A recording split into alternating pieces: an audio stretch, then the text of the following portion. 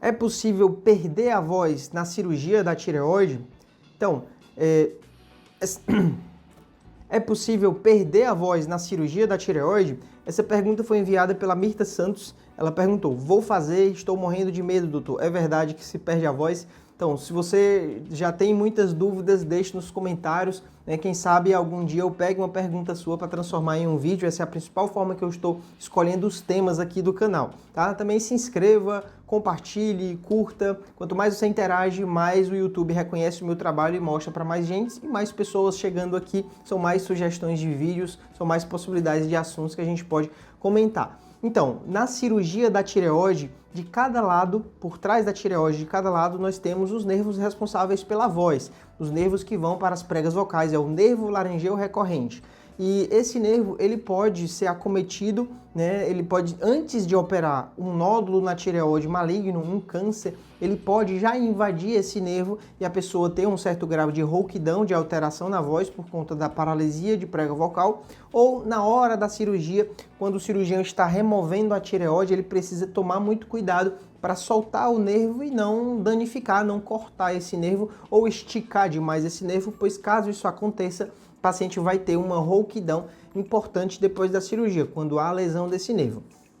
Perder a voz totalmente é algo que é possível sim de acontecer, mas é muito raro. Para que a pessoa perca a voz, teria que ter uma lesão dos dois nervos, um de cada lado, né? E aí quando isso acontece, a pessoa pode ser necessário até usar aquele aparelhinho, o traqueóstomo, para poder conseguir respirar.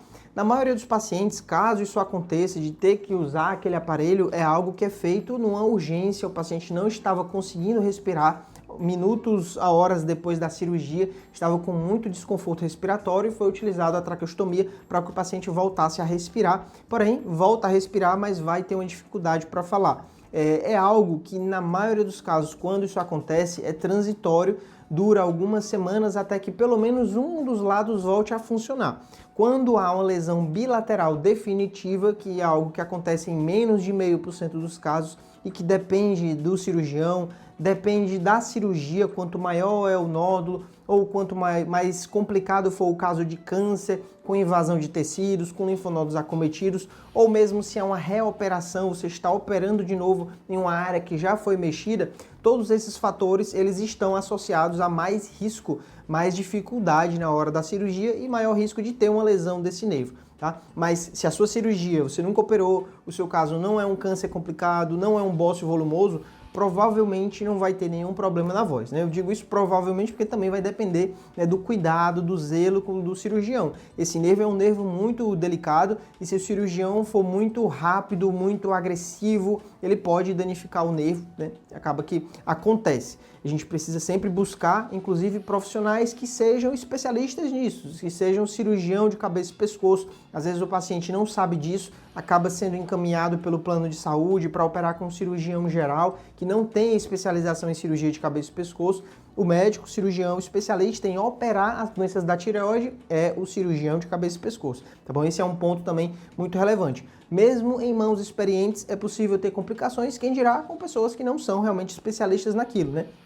É que nem ao invés de contratar um engenheiro, um arquiteto, você contrata uma pessoa que acabou de começar como pedreiro, né? Não tem a qualificação para resolver aquele problema. Então tome muito cuidado com o profissional que vai cuidar de você, tá bom? Mas saiba que na maioria dos casos, as lesões, a alteração da voz que acontece, elas duram apenas alguns dias, porque a própria intubação orotraqueal ela pode causar um certo grau de rouquidão. A intubação do anestesista, como o paciente fica com o tubo intubado durante a cirurgia, né, nas primeiras horas é comum ter um certo grau de rouquidão. À medida que o tempo passa, a voz vai melhorando.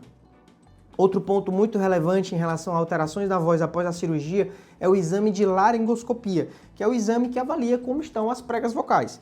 Se você já tem alterações antes de operar, é obrigatório fazer esse exame, porque vai que você já tem um lado paralisado, o exame de laringoscopia vai mostrar isso, e na hora da cirurgia, se um lado já está parado, você só tem um outro lado funcionando. Então o risco de ter uma lesão bilateral aumenta muito. Então, nesses casos, a gente precisa tomar um cuidado extremo porque só tem um único nervo funcionando. É diferente dos outros casos que você tem os dois funcionando, né? Claro que tem que tomar cuidado, mas se só tem um funcionando, é mais arriscado.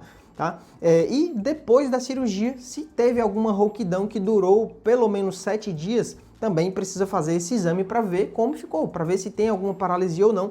Se houver alguma alteração, é importante encaminhar o paciente para fonoaudiólogo para fazer a reabilitação, fazer os vários exercícios para voltar a falar com qualidade. Na minha equipe, eu sempre mando o paciente para o fono, mesmo sem ter qualquer alteração na voz. Isso antes de operar, o paciente passa com a fono antes, passa no primeiro dia após a cirurgia e passa com 4, 5 dias já de rotina. Eu noto uma diferença muito grande porque o paciente se sente mais seguro em ter esse contato com o profissional da voz, que já consegue, pelo ouvido bem treinado, saber se tem alguma alteração ali ou não. E quando tem, já começa os exercícios, já começa o tratamento bem antes. Então acaba que os resultados são bem melhores. Mas isso é algo que depende muito de médico para médico, tá certo? Então é isso, espero ter ajudado a responder essa dúvida sobre perder a voz. Não há motivo para desespero, é algo muito raro, mas precisa ser realmente sempre questionado, principalmente nas pessoas em que a voz faz parte do ganha-pão.